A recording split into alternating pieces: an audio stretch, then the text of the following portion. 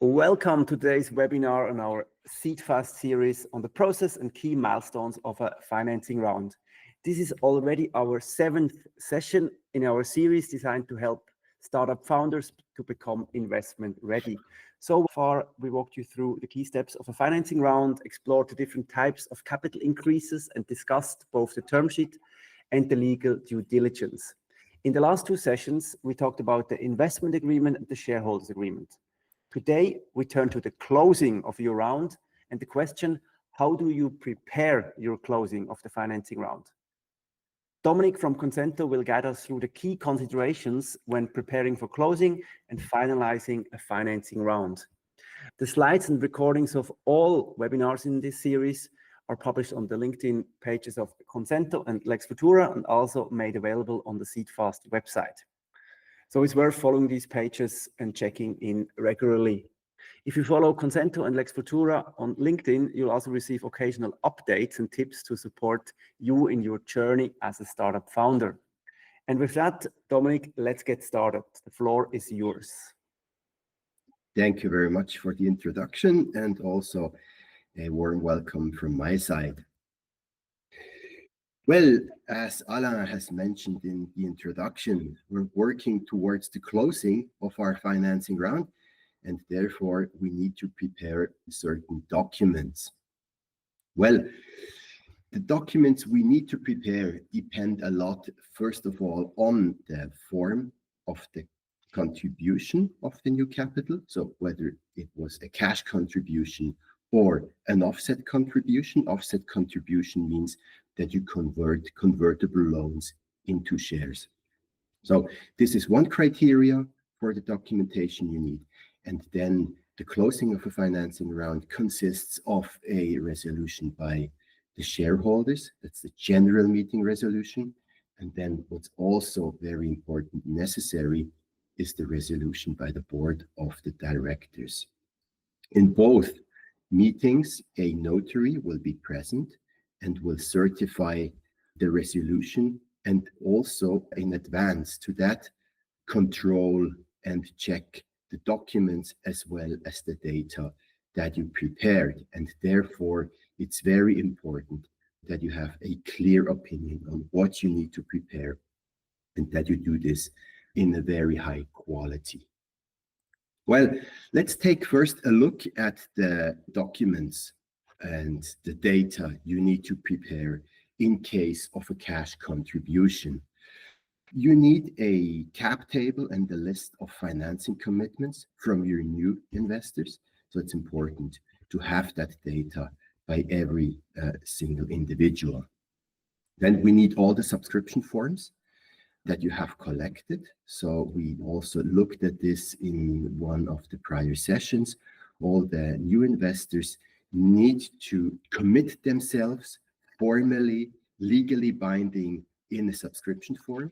You need to have all those subscription forms in original, signed either by wet ink or with qualified electronic signatures by all of your investors.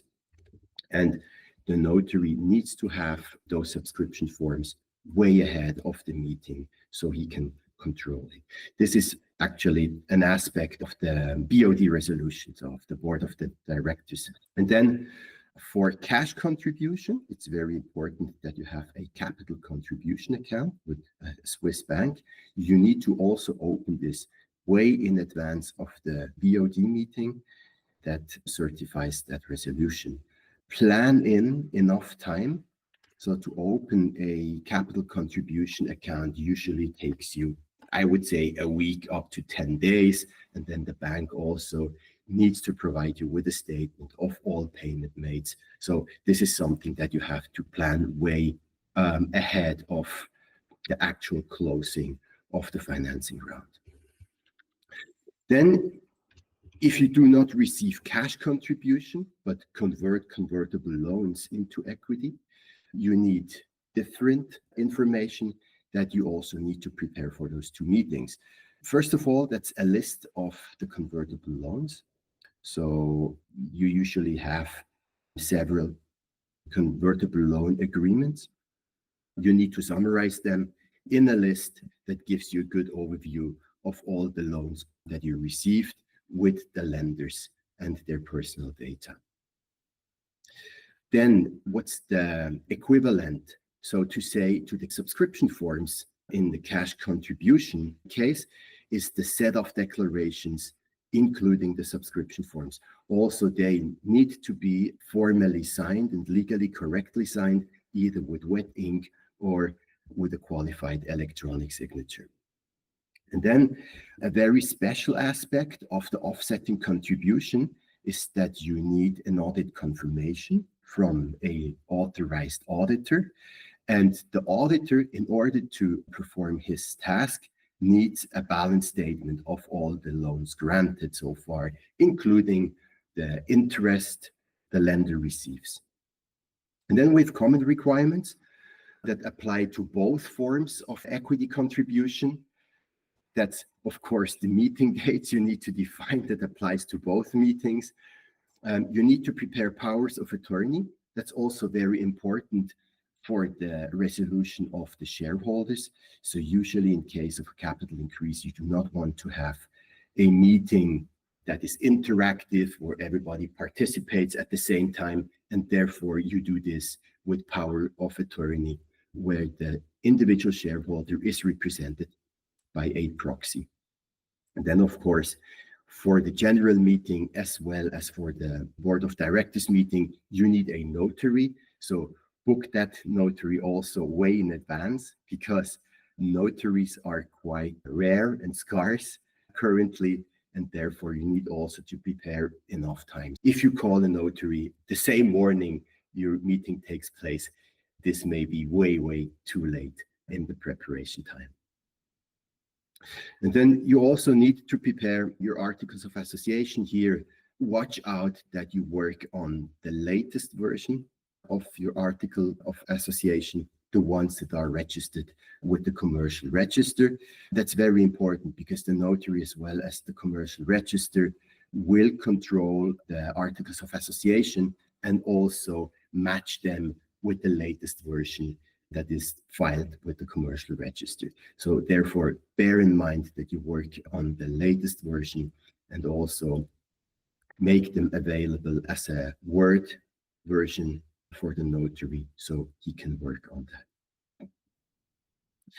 For the BOD resolution, you need to prepare a capital increase report from the board of directors.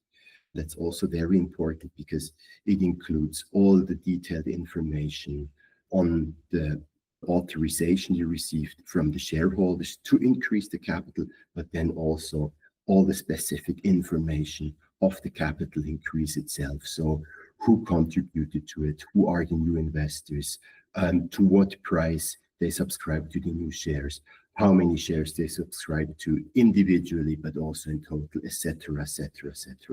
So preparing this report also requires a lot of time and respective preparation. Then you need various declarations from the board of directors. So these are about 2 or 3 declarations, including the Lex Friedrich declaration, your declaration regarding the capital increase report of the board of directors, etc., etc. And then you need also to prepare the registration form for the commercial register. And then what's also very important here is that you are conscious what the rights of the individual shareholders are and also of the shares that are involved in the capital increase. So this may look a little bit like a checklist that you need to work off step by step, but here also bear in mind that deciding on those rights is in the competence of the general meeting, of the shareholders. Needs to be prepared also by the board of directors way ahead of that. So you need enough time to prepare those resolutions and to request the authorizations from the competent body within your company. This includes questions like preferential rights of the new shares, the dividend entitlement of the new shares, then preemption rights of existing shareholders. So this is the question on whether do they want to subscribe? Are they allowed to subscribe to new shares, or do they want to waive those rights to the benefit of new investors? Transfer restrictions of the new shares. You also need to have a clear idea on whether everybody can buy those shares or if you have a restriction on that. And then also, of course, the form of capital increase. This is also something that you need to plan ahead, whether you want to have an ordinary capital increase, a capital band, or a conditional capital increase. All those forms that I mentioned and decisions require data, and the correct form of the data, the completeness and the consistency of the data is crucial for the success and the closing of your financing round. And we will come on the next slide to the question why this is so important and why there is no room for any errors in this area. So when you prepare for the closing of your financing round, you need to prepare the data, and therefore you also need to make one or several investigations, so to say, or need to ask questions on the stakeholders involved. So it begins with the investor data of the new investors. So you need their full name and address in a correct and consistent manner. Then the legal form of legal entities that invest. Something that we see a lot is that the company only has the name of an investor. It could be a company name, could be a nickname, but not the formal correct name. This is something that the notary will check, and also once he checks the subscription forms, he will also check on whether that legal entity really exists, and therefore he will refer to the information of the commercial register. And if he doesn't see the correct or identical legal form or the full name of the company, he will not accept the subscription form. So therefore, when you talk to your investors, it's very important that you ask them for their full legal name, in particular when it comes to legal entity. Then what's also very important, in particular in case of a legal entity that invests in your company, are applicable powers of attorney from the managers or board members of the investor who sign that subscription form. Because again, here, if the notary sees that in the legal entity that invests in your company, only 2 managers may sign, but the subscription form is signed by 1, he won't accept that subscription form. Then there are diverse criteria of the new shares that you're going to create in the process of this capital increase. And these are aspects like the valuation and the issue price of the share, the minimum amount of shares that you will create, the new number of shares that you will create, and the nominal value of the new shares, the premium and the nominal value of the shares, preferential rights, etc., etc. So why is it so important that you have complete and correct data? Again, as I said, in order to get the capital that is on the capital contribution account, you need a entry in the commercial register. So let's begin with the end of the process. In order to get the capital, you need the entry in the commercial register, and you won't get that without a notarization.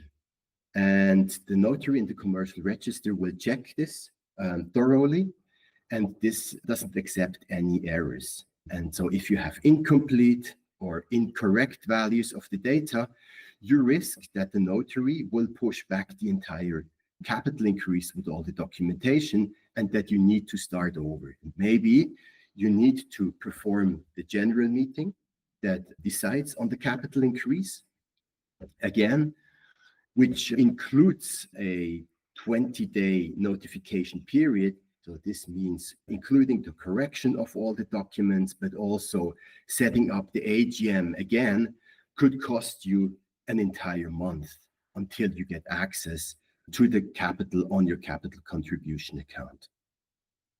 On top of that, external experts that you need, an auditor, maybe the notary, need to work again, need to perform their work again, and they won't do this for free. So they will charge you again. So in summary, this means that you lose a lot of time, up to 30 days, easily, and also that you need to pay all the people involved in your capital increase twice. And so you want to avoid this. Well, what is the conclusion? Many of these data and also the documents that you need are very standardized, and standardized data and documents can be easily completed automatically. So if you work with a solution that produces all those documents and all that data automatically, you can reduce the errors and the risk of errors, also of legal risks, and therefore save a lot of time and money. Yes, this is it. Alain, do we have any questions? Yes, Dominic, as first, thank you for summarizing this. I fully support your review on the process and the fact that a lot of people are underestimating, let's say, the second part of the financing round. A lot of people focus on the investment agreement and the shareholders agreement, and I think once this is done, everything else is done. But as you just correctly pointed out, the closing, which seems to be the more, let's say, boring part of the financing round, is as important as the signing. So we have one question, and that's something I'm also wondering. In your opinion, what's the major mistake founders make if they don't have appropriate assistance in the closing process? I would say the major mistake is to underestimate the task. So they have convinced investors, they have collected money, and they think the financing round is done with that. And the rest, that last step of closing, is only a formalistic task which can be done easily without any preparation. And then they will completely fail. So they do not plan in enough time to get prepared. They do not plan enough on the resolutions they need to take. And also, they have the data they need to fill in all those documents that are required for the resolution in a very inconsistent manner, incomplete manner, in poor data quality. As I mentioned, they use nicknames they used to talk to the investors to, but are not conscious that this is not the legal full name of the investor, etc., etc. And I would say this is the most, the biggest error they commit. They don't take that exercise as serious as the notary and the commercial register clerk will take it, and therefore are just not well enough prepared. I agree. And one point that consistently comes up, at least in the last few months, is that the duration it takes to get a blocked account. Usually this is already done at the signing stage because the investment agreement contains the account details. But you would be surprised, and I guess you also have a similar experience, how long it takes to get that blocked account with larger banks, and especially if you have a lot of investors, it can take easily 2-3 weeks just to get the account details because they have to do the compliance or KYC things with each investor. Very good. Thank you very much. By now, all of you should have a solid understanding of how to prepare for a financing round. And this is exactly our goal. Our goal is to equip you with the knowledge and the tools to structure your financing rounds effectively. Our next webinar is about the fact of how to, basically not how to, but what decisions or resolutions the board of directors and the general meeting have to reach. This is going to be our next webinar. Dominic, do we have the date on? That's in 2 weeks, isn't it? Yes, on the 2nd of July, again at 11 a.m. We hope to see a lot of you back then and wish you all the best for in the meantime. Bye, Dominic. Talk to you soon. Thank you very much. Bye-bye.